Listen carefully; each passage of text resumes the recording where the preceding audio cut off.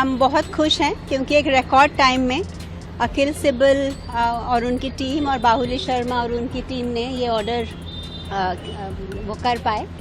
और मैं Delhi high court का भी बहुत शुक्रिया करना चाहूँगी जिन्होंने इस मैटर को फेवरेबली डिस्पोज किया, क्योंकि इंडिया में एक डेमोक्रेटिक सिटीजन को ये राइट है कि वो चूज़ कर सके उसका choice of doctor and hospital, और उसकी क्या ट्रीटमेंट है उसको खुद को वो चूज़ कर सकता है। और यहाँ पर हमें बहुत ट्रस्ट डेफिसिट था, क्योंकि जिस तरीके से सोनम को लाया गया था वो हॉस्पिटल के लोग नहीं थे, वो पुलिस वर्दी के बिना पुलिस थी, और फिर उनको आईसीयू में रखा जिसमें कोई रखने की ज़रूरत नहीं थी। पहली बात तो हॉस्पिटलाइजेशन की ही ज़रूरत नहीं थी, क्योंकि ये जो मॉनिटरिंग है ये जंतर मंतर साइड से 20 दिनों से हो रही थी और वो ठीक ठाक चल रही थी, कोई ज़रूरत नहीं थी हॉस्पिटलाइजेशन की, और ऊपर से आईसीयू में भी रखने की ज़रूरत नहीं थी। वो सिर्फ इसलिए रखा क्योंकि दुनिया भर में ये रूल है कि आईसीयू में ना पेशेंट और ना पेशेंट को मिलने वाले कोई फ़ोन्स या इलेक्ट्रॉनिक डिवाइसेस नहीं लेके जा सकते।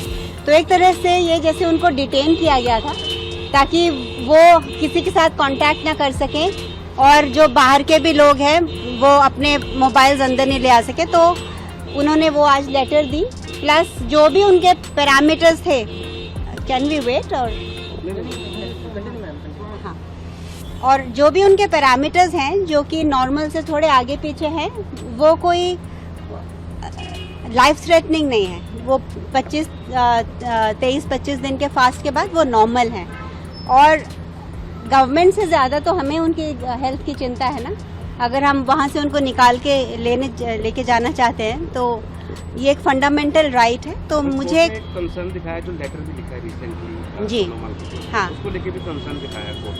हाँ, कि सबसे इम्पॉर्टेंट चीज़ होती है कि पेशेंट की मानसिक स्थिति, क्योंकि मानसिक स्थिति ज़्यादा बॉडी पे इम्पैक्ट करती है। अगर वो नॉर्मल रहे और वो जहाँ खुश है वो रहे तो वो ज़्यादा अच्छा रिकवर होते हैं। तो आई एम वेरी हैप्पी कि दिल्ली हाई कोर्ट ने ये फेवरेबल ऑर्डर दिया है, और ये दिल्ली हाई कोर्ट ने भारत की लोकतंत्रता को ऊपर रखा, क्योंकि एक फंडामेंटल राइट है एक इंडिविजुअल का टू बी शिफ्टेड या to be treated by the doctors of his choice and in the hospital of his choice. Thank you. अभी भी हंगर स्ट्राइक कंटिन्यू रहेगा मैदान में? एक बड़ा हाँ कि कब खत्म होगी, क्या उम्मीद है? जी, तो हंगर स्ट्राइक सोनम ने डिसाइड किया है कंटिन्यू रखने का, क्योंकि कल जिस क्रूरता और निर्दयता के साथ बच्चों के साथ दुर्व्यवहार किया गया, उनको पीटा गया, लाठीचार्ज किया गया, टीयर गैस डाला गया, तो ये उनके साथ सॉलिडारिटी दिखाते हुए उन्होंने अपना हंगर स्ट्राइक एक्सटेंड किया है कि जब तक इन बच्चों को पार्लियामेंट सुनता नहीं है। स्पेशली येस्टरडे जो इतनी पीसफुल प्रोटेस्ट करने के बाद भी उन पर लाठीचार्ज की, तो उन्होंने अपना वो हंगर स्ट्राइक वो ख़त्म करना था, पर उन्होंने एक्सटेंड किया कि जब तक पार्लियामेंट इसका कॉग्निजेंस नहीं लेगा, और या तो पार्लियामेंटेरियंस, क्योंकि उनको बाहर नहीं ले जाने दे रहे, तो इसलिए वो रिक्वेस्ट कर रहे हैं कि पार्लियामेंटेरियंस उनको सफदरजंग, लेकिन बहुत सारे एमपीज जो आए भी थे सफदरजंग में, उनको अलाउ नहीं किया जा रहा था मिलना। तो जैसे जो डॉक्टर्स उनको पिछले 20 दिनों से ट्रीट कर रहे थे, डॉक्टर लांबा और डॉक्टर दिघे, वो भी आज आए थे कोर्ट। उन्होंने कहा कि कहीं ऐसा नहीं होता कि गवर्नमेंट हॉस्पिटल में जो पेशेंट का डॉक्टर है उनको ना आने दिया जाए, पर उनको भी नहीं उनसे मिलने दिया जा रहा था पिछले 3 दिन। तो इन्हीं वजह से हम यहाँ से जाना चाहते थे, क्योंकि एक डिटेंशन और कैप्टिविटी की फील आ रही थी। कल इंडिया के यूथ ने जो पीसफुल रेजिलियंस और वो दिखाया, वो अनप्रेसिडेंटेड है दुनिया भर में। हाँ, एक मिनट, अनप्रेसिडेंटेड है।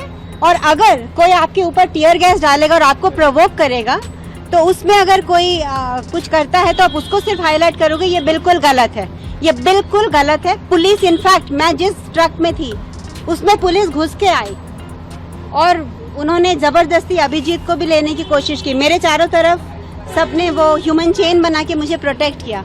तो अगर मेरे साथ ऐसा हो रहा था जब मैं वो ट्रक के पीछे थी, तो नॉर्मल बच्चों को तो हमने सब देखा है ना।